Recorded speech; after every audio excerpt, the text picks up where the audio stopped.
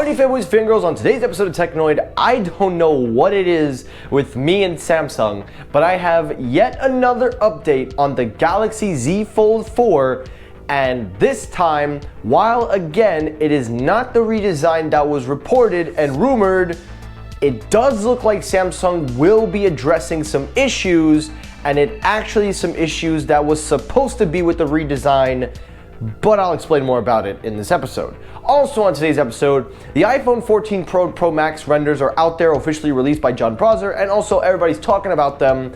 But the one model that nobody's talking about, the iPhone 14 Max, is actually weeks behind schedule, and the reason behind it might actually surprise you.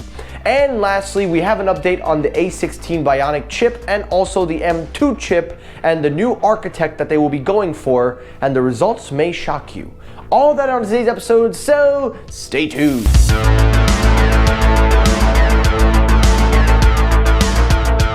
Alrighty guys, real quickly before the video starts, I just wanted to give a few announcements. So the first thing first, I am officially a college graduate. I graduated yesterday and I am beyond excited to see what the future holds for me. I'm just very exhausted, guys. You know, after 4 years plus non-stop schooling, and I am going to continue. I will be going for my graduate school, but it is so exhausting. So I'm going to be taking a little week break. I will be going on vacation next week, so there will be no uploads. However, I will be interacting with you guys with polls, questions, etc. But once I get back, guys, we'll get back to a full grind. As you know, the summertime, I am the most creative self, which is me. And also, it's when I like to have a little bit of fun. But anyway, guys, I wanted to just take this moment to thank all of you for the continued support, and thank you all for continuing to come to my channel and watching my videos as always. But anyway, guys, now we got that out of the way, the first story, the Samsung Galaxy Z Fold 4, yet another update. Now, let's just quickly go over the timeline that we've started. So a few weeks ago, I talked about the Z Fold 4, saying that Samsung had revealed a patent that was in the works for their foldables, and this was a patent that they had filed in 2019, and the rumors were suggesting that Samsung was going to feature a new redesign based off of that patent that would allow for a more flatter design and a more singular piece, rather than having a two-piece hinge where the single is here and then the folds open in and out. This foldable would be more open-ended. But of course, then a few weeks later, after that report, then it came out and said that no, it will not have that. Instead, it will be more a design change similar to the S series, except for the Ultra.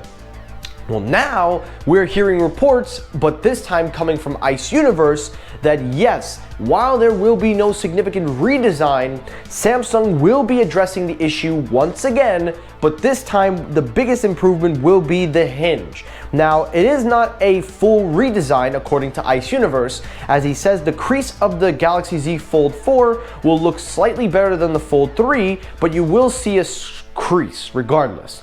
The screen will look a lot smoother, and this is in tangent thanks to the teardrop hinge that was debuted on the Motorola 2019, or the Moto Razr as they would call it.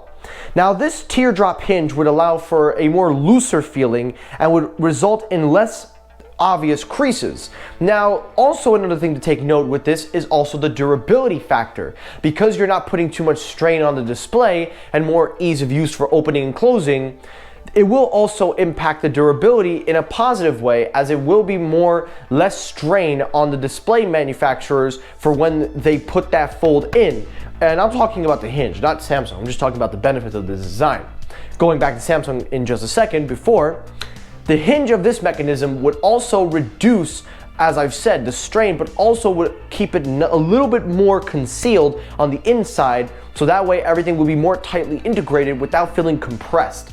Now, going back to the Z Fold 4, this would definitely improve the design, because while we are very used to this new fold design that Samsung has released for the 4th consecutive year, it is good to see that they aren't going to waste the opportunity to continue to build and expand on the hinge. It seems that is the biggest challenge for Samsung. They've got the technology, they've got the software, they've got the hardware. It's now a matter of the hinge. Now, again, the reported redesign is still in the works, but it's not going to be targeted for this one. So who knows? Maybe Samsung one day will change it up, maybe next year. But I wanted to give you this quick update because this does help the Fold series and will continue to show us the direction that Samsung is headed because now we have indications that they are going all in on a full, nice change coming very soon, but also they are addressing the issues at hand. And that is something that I've always said that they should be doing, and I'm very, very glad that they are. So now that we've got that out of the way, let's move on to the next story. Alrighty, story number 2. We're gonna go make this one a little bit quicker. I'm not gonna spend too much time on this one. But story number 2, talking about the Apple A16 Bionic and the M2 chip. According to several reports, it says here that the A16 Bionic chip will continue to keep the same architectural design at 5 nanometers. However, the M2 chip is the one that is going to be the biggest significant difference, going from 5 nanometers to 3 nanometers. Now, as you guys know, these chipsets have been going down slower and slower and slower. And now we're at a point where manufacturers are able to pack in such high technology and high performance in such a small, compact design. And that is the key with this, according to several leakers. It says here that the A16 will continue to keep its regular design, but the N4P will be a 3rd generation version of the 5 nanometer chip, so you can expect slightly better performance. However, with the M2 chip, this new 3 nanometer processor, it will essentially be more updated in terms of the core, but it will also be more power efficient and will be able to power the devices at more performance boosted with less strain on battery and power consumption. Now, taking all this into consideration, the only thing you really need to know is that the M2 chip is the most revolutionary chip that Apple's working on in terms of the architecture size. Because as we know everything about CPUs, you can't really make a justifiable claim every single year. However, if you lower the architect and make it smaller and more power efficient, then there's an argument to be made. So I just wanted to give you guys a quick update on that. Now let's get to the iPhone 14 Max. Alrighty, the last story, the final story up of the day is the iPhone 14 Max. Now, as you know, we have already seen the renders by John Prosser and everybody about the iPhone 14 Pro, the Pro Max. We also know about the iPhone 14, which is going to keep the same design as the regular iPhone 13 this year. But what about the iPhone 14 Max? We haven't heard anything about this phone, and that's supposed to be the most anticipated phone because it will be replacing the Mini. Well, there is an update, but it's not really a good update.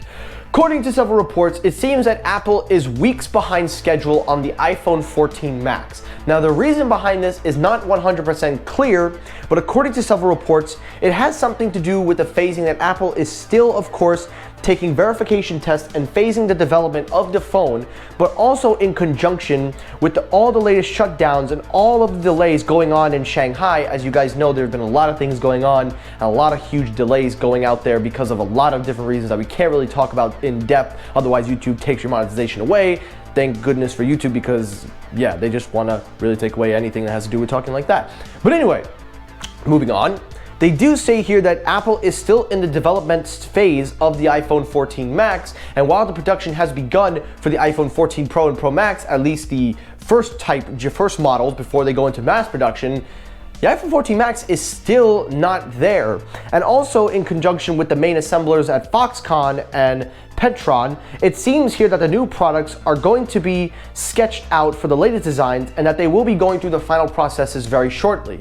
But knowing everything we know with what's going on out there, and also not COVID related, but also all of the things going on that John Prosser also talked about, you know, there is a reason why there's a lot of delays going on in the tech world, and it may be a long time before we ever see any fixes, because this is just how the world works. You know, there are a lot of issues that aren't being addressed, and now the employees out there are taking it out, and it's impacting the manufacturers. But at the same breath, it also says that Apple is still also working on the final design, because of course this is a Max phone.